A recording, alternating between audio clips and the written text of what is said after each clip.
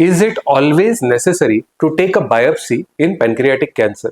क्या पेनक्रियास यानी स्वादुपिंड के कैंसर में हमेशा बायोप्सी निकालना जरूरी होता है? चलिए डिस्कस करते हैं।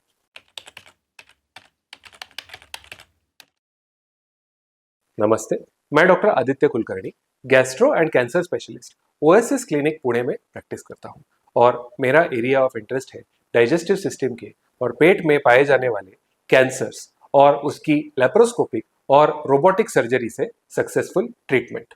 आज हम डिस्कस करेंगे एक बहुत कॉमन बट मिसअंडरस्टूड सवाल के बारे में जो पेशेंट्स कई बार पहली बार जब ओपीडी में हमें मुलाकात होती है तो ये सवाल पूछते हैं कि डॉक्टर साहब, पेनक्रियास में गांठ है और पेशेंट को जॉन्डिस हो गया है, बट ये तो क्लियर कट नजर आ रहा है कि कुछ ना कुछ प्रॉब्लम तो है, तो क्या हम इसकी ट्रीटमेंट डायरेक्टली नहीं शुरू कर सकते?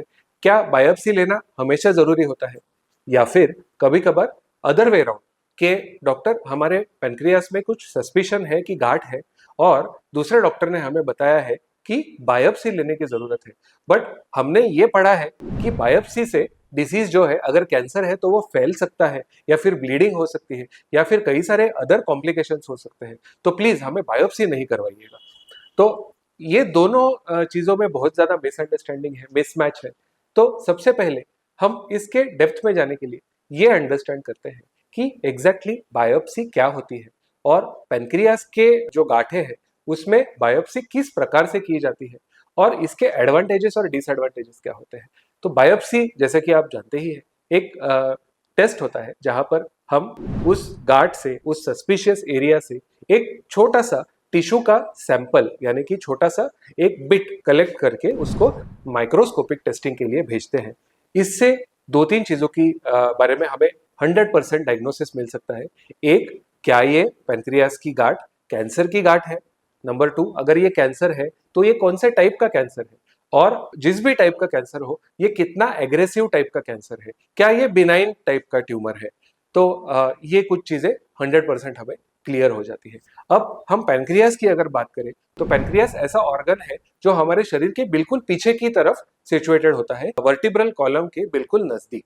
तो सामने से अगर हम देखें तो ये ऑर्गन सबसे डीप है और इसकी बायोप्सी करना भी उतना आसान नहीं है। तो मेनली दो तरह से इसकी बायोप्सी की जाती है, एक तो एक्सटर्नली या फिर इंटरनली।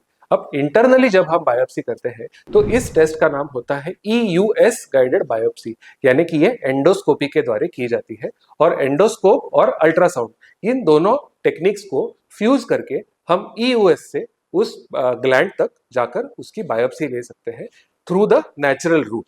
सेकेंड टाइप है एक्सटर्नल बायोप्सी, जिसे हम कहते हैं इमेज गाइडेड बायोप्सी। फिर वो चाहे सीटी स्कैन के गाइडेंस में हो या फिर सोनोग्राफी के गाइडेंस में, ये एक्सटर्नली की जाती है।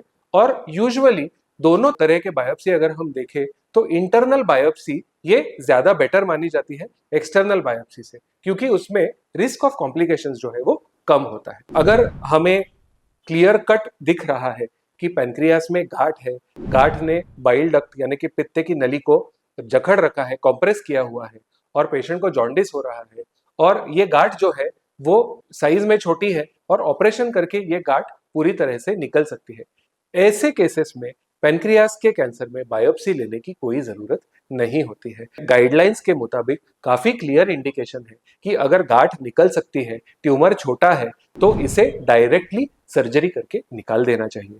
तो प्रॉब्लम कहाँ आती है?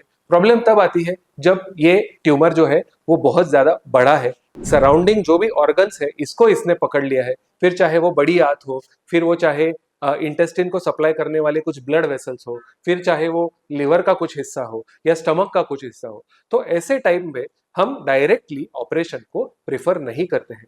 हम इन पेशेंट्स को बॉर्डर लाइन रिसेक्टेबल के नाम से जानते हैं और border line resectable pancreatic cancer में हमें पहले कीमोथेरेपी देने की जरूरत होती है।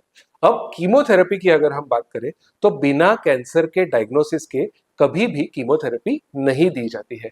सिर्फ सस्पिशन के ऊपर हम कीमोथेरेपी नहीं दे सकते हैं। इसके लिए हमें कैंसर के टाइप और उसके ग्रेड को समझना जरूरी है और इसके लिए आता है बायोप्सी का रोल। या फिर अगर ट्यूमर जो है वो already at the time of diagnosis stage 4 का ट्यूमर है, यानी कि ये लिवर में फैल चुका है, ये पेशेंट के लंग्स में फैल चुका है या कहीं और जाकर ये अपना घर बना चुका है, तो इसे हम स्टेज 4 कहते हैं। अब स्टेज 4 कैंसर में हमें इसे डाउन स्टेज करना पड़ता है कीमोथेरेपी देकर। कीमोथेरेपी में बायोप्सी की जरूरत पड़ती है। तो लोकली एडवांस्ड यानी कि बॉर्डर लाइन रिसेक्टेबल या फिर मेटास्टेटिक यानी कि स्टेज 4 कैंसर्स में बायोप्सी की हमेशा जरूरत पड़ने वाली है। इसमें दो और सिचुएशन भी है कि जब हमें बायोप्सी करनी पड़ सकती है। नंबर 1, जब पैनक्रियास कैंसर और बिनाइन कंडीशन में डिफरेंस हो। कभी कभार ऑटो इम्यून पैनक्रियाटाइटिस या फिर क्रोनिक पैनक्रियाटाइटिस जैसे कुछ डिसीज कंडीशन ये हूबहू कैंसर को मिमिक कर सकते हैं, उसको कॉपी कर सकते हैं एटलीस्ट सीटी स्कैन और एमआरआई स्कैन पे। और ऐसे सिचुएशन में अगर कैंसर वर्सेस नॉन कैंसर के डिसीज को देखें तो दोनों की ट्रीटमेंट जाहिर सी बात है कि दोनों टोटली अलग ट्रीटमेंट है। एक में पेशेंट की सर्जरी जो है वो बिल्कुल लाइफ सेविंग होती है, जबकि दूसरा कई बार मेडिसिन से भी मैनेज हो सकता है। ऐसे केसेस में बायोप्सी करना बहुत ही ज्यादा इंपॉर्टेंट हो जाता है। तो इट इज 100% नेसेसरी कि ऐसा अगर कोई कंफ्यूजन है तो इसमें बायोप्सी का तो रोल है ही, इसके बिना हम आगे ही नहीं बढ़ सकते हैं। अब आते हैं बायोप्सी के कुछ इश्यूज और क्या कॉम्प्लिकेशन होते हैं। कई बार पेशेंट के मन में डाउट है कि बायोप्सी से कैंसर स्प्रेड होता है, तो आप बोल ही क्यों रहे हो बायोप्सी, हम नहीं करवाएंगे। तो बायोप्सी से कैंसर स्प्रेड होता है ये एक मिथ है, इसमें कोई तथ्य नहीं है। अगर सेफली और ट्रेन्ड पर्सन से बायोप्सी की जाए तो बायोप्सी की वजह से कैंसर स्प्रेड होने के चांसेस ये 5% से भी कम होते हैं, यानी कि 95% केसेस में ये बिल्कुल सेफ है। और इसके कुछ दूसरे कॉम्प्लिकेशन जरूर हो सकते हैं, वो भी माइनर होते हैं, कई बार मैनेजेबल होते हैं मेडिसिन से। छोटा मोटा उस एरिया में से ब्लीडिंग होना या फिर कभी कभी पैनक्रियास की स्वेलिंग हो सकती है कुछ समय के लिए, जिसे हम पैनक्रियाटाइटिस के नाम से जानते हैं। So these are some complications.